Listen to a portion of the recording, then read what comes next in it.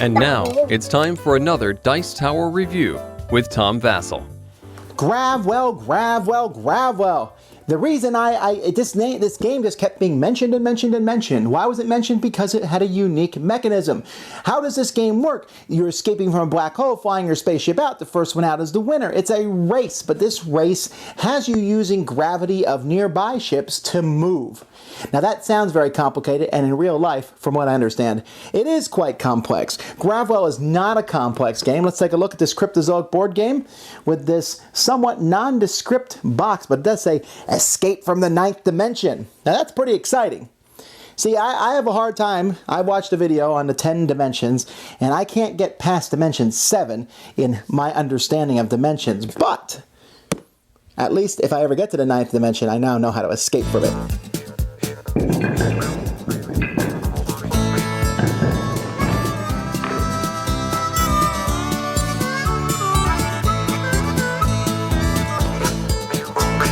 Okay, here's all the player ships trapped in the singularity. We must break through to the warp gate. Here are 2 derelict ships. There's these yellow spaces so you can remember where they are. These spaces have numbers on them in case you need help counting. Now, there are 26 cards in the game.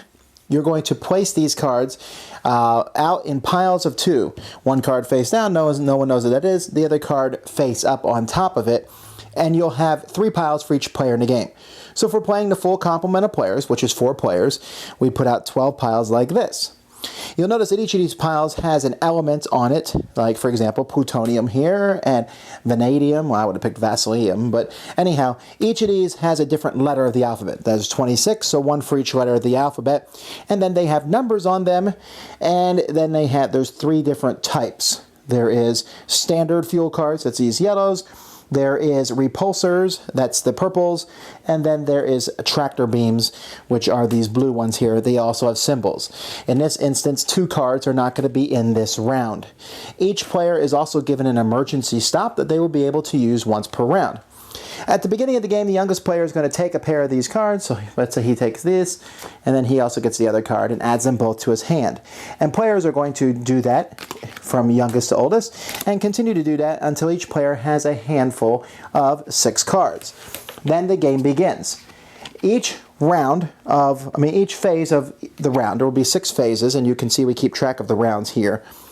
Each player is going to play their cards face down at the same time and then reveal them. And the letter that's closest to the beginning of the alphabet goes first. So if these 3 cards were played, or in a 4-player game, let's say these are the 4 cards that were played. First, the B, I, J, and then N would go. Now, movement in this game is very interesting. Standard fuel cards, which are most of the cards in the deck, will tell you to move a certain distance. So, for example here, if I played this silicon card, it's 9 standard movement. When you move, you always move towards the nearest ship. Now, ships in a singularity don't count, so the nearest ship is this ship out here. So if I played that 1, 2, 3, 4, 5, 6, 7, 8, 9, and then let's say yellow played a 4, blue played a 3, and black played a 5. So there's all the ships. Next turn, let's say I'm the red ship, and I play Argon, which says move 1 towards the closest ship. Well, the closest ship is black. It's only 4 spaces away. The derelict is much farther away than that. So I would move 1 towards the black ship. Now, that could be problematic. If I had just played a 9, I'd be 1, 2, 3, 4, 5, 6, 7, 8, back in the singularity again, which would be a real pain in the neck. Now, what if you do if there's 2 ships that are closer to you? So let's say, for example, the yellow ship. It's his turn to go, and he plays a 3 standard movement with the black and the blue ship. So then he counts the ships on both sides. There's 1 ship this way. There's 1, 2, 3, 4 ships this way. So he goes towards the one where there's more ships. So you go 1, 2, 3, 4. Now, when you land on top of another ship, you just go automatically to the next spot. If this doesn't happen in a 4-player game, but let's say there's a 3-player game like this, and you are between ships and there's equal number on both sides. Let's say something like this happens, and then you wouldn't move at all. So you have to be very cautious about that.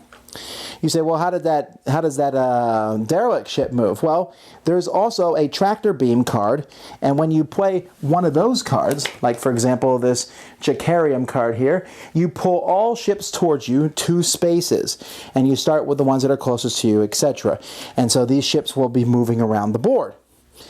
Then there's the repulsor movement. When you play one of these, you move away from the nearest ship. So let's say I was red, and I played this one, a 6. The nearest ship is yellow, so I'd move away from it. 1, 2, 3, 4, 5, 6. In this case, repulsor movement would have been the best move for me to do.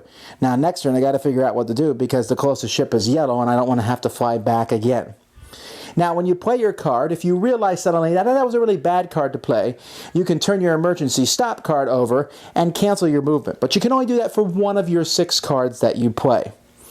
This will continue. After the round is over and everyone plays their 6 cards, you will, again, shuffle them, including the 2 that weren't in the game, or however many because of players not in the game. Place them out. People will draft, although the last person gets to pick first this time.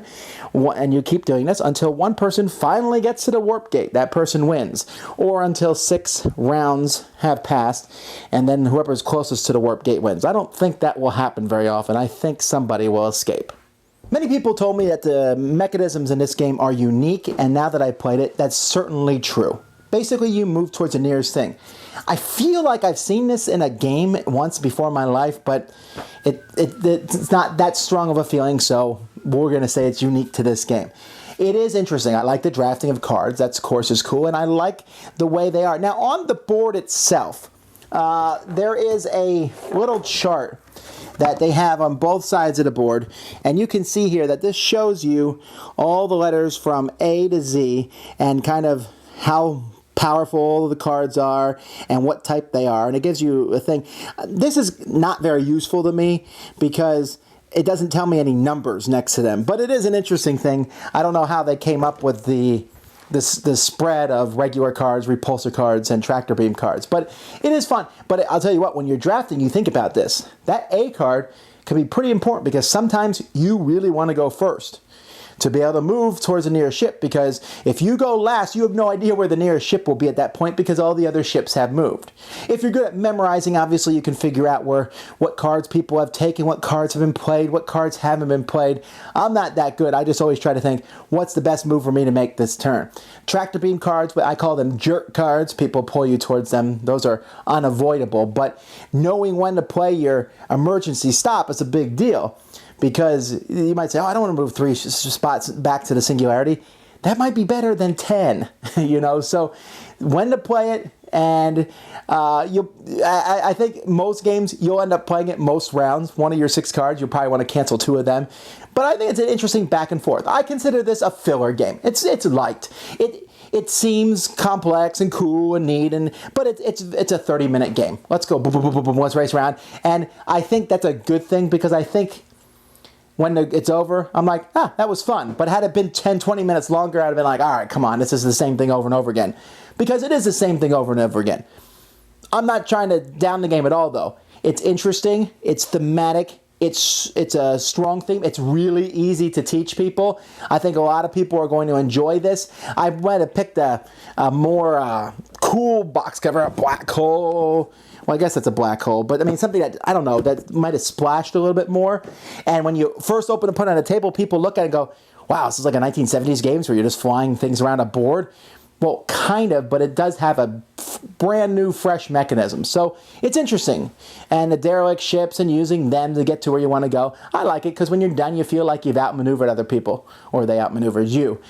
So if looked at as a filler, a game to play between bigger games, this is certainly one I would recommend, Gravwell. Thanks so much for watching the Dice Tower videos. Find more great videos and reviews, as well as our top-rated audio podcast at Dicetower.com. You can also find other great shows at Dicetowernetwork.com. I'm Eric Summerer, and you've been watching The Dice Tower. The Dice Tower is sponsored by Cool Stuff Inc., where you can find great games for great prices. Cool stuff in stock. Check them out at CoolStuffInc.com. Shut the door!